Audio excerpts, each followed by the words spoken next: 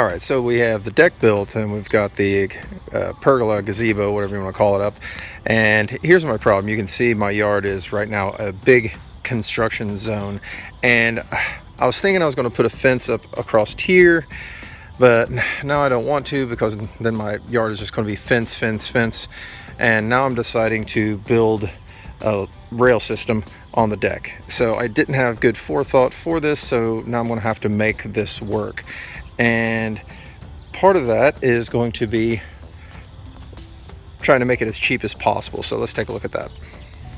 So these are called hog panels, and I bought these at Royal King, and I'll make sure I put the video in of the pricing and everything. But these cost me about $25 each for a 3-foot by 16-foot piece. Now if you buy these at like Lowe's or something, they come in 8-foot and 4-foot, and they're already black and everything. However, they cost like 70 bucks a panel. So I'm not looking for a really tall fence. This is about 36 inches. I'm just really kind of looking for a chicken deterrent to keep them off of my deck. However, I could have gotten something another foot taller, and I believe that was called a goat rail. But even that was, I think, 20 more bucks, something like that. So you could have got that cheap as well. So what I'm going to do with this first is paint it. And here's what I'm going to use. Just some textured black. And hopefully it'll kind of look like the expensive stuff I'd buy from Lowe's if I bought these in black to begin with.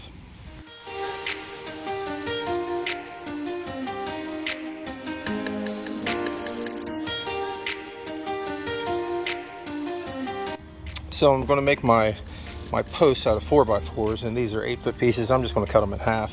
And of course, 8-foot pieces are slightly longer than 8 feet. So if you're cutting them directly in half, make sure you take that in consideration. So I'm just cutting a little notch out just for kind of decoration, I guess you might say. So for these, I'm going to measure 1 inch in and then cut. I'm at about, I believe, about a 30-degree angle. I would normally go a little bit higher to make it a little bit more decorative, but my area that I have to bolt into is really small, so I'm just making a very small cut here. So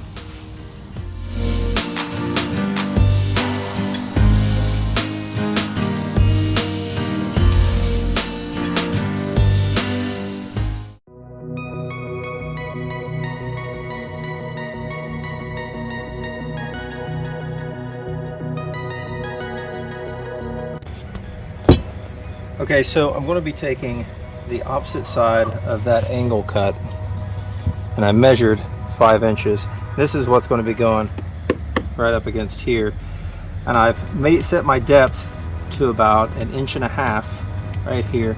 So we're going to be cutting out a chunk of this. So let's get on that. Okay, so now that I have my main cut, I'm going to cut a bunch of cuts here. That way we can just notch this out a lot more easier.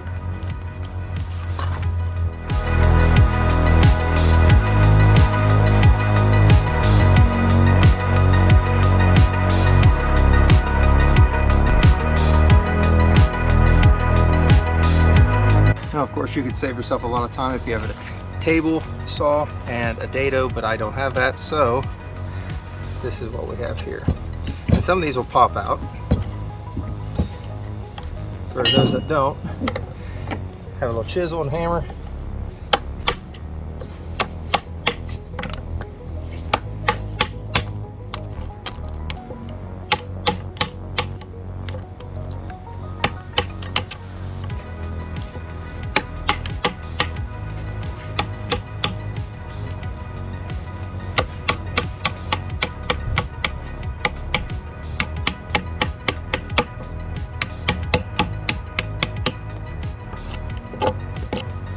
You can clean this up a little bit if you want to.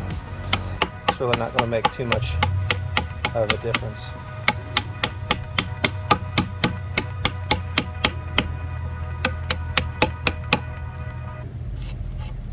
Pretty much like so. So whenever we start putting these up, or I'm fit like this.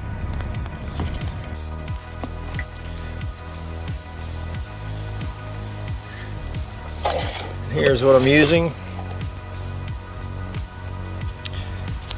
These I just drilled a bit at an angle that direction, and then kind of the other direction over here.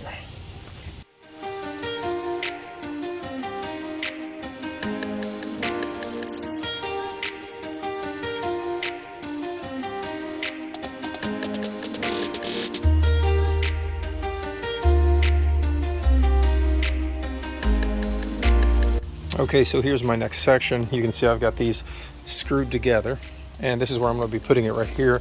And I have a couple 2x4s for my spacers that I'm going to be sitting this on top of. Now you can use 4x4s to space it higher. I chose 2x4s because I'm really using this to kind of keep out chickens. So I didn't want a big gap in there. So I'm just going to use the 2x4s. So here we go.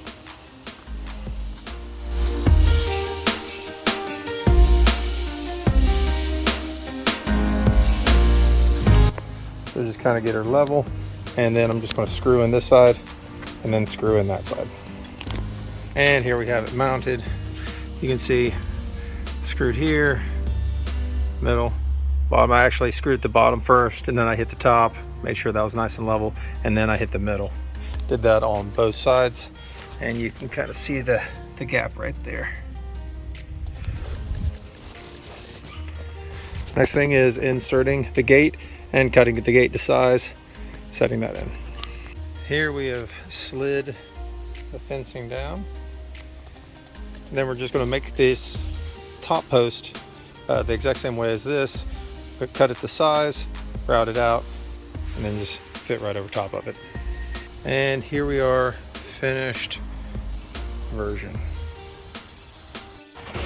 And here is what the corner piece is going to look like. And just notch that out. I have that angle here as well as on the other side, so you can kind of see what it looks like there. But that'll be my corner piece.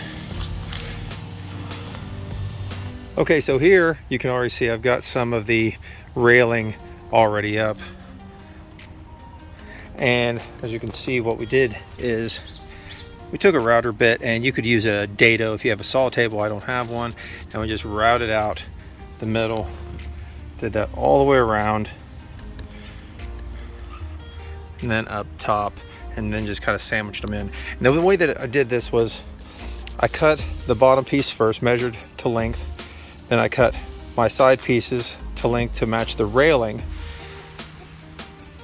screwed those together at the bottom, then I mounted them in, put a few screws on the sides, each side. Then after that, I made my measurement for the top, routed that out, and slid that over top to kind of sandwich everything in, and mounted it with a couple screws right there on both sides. So we're just going to continue doing that exact same thing.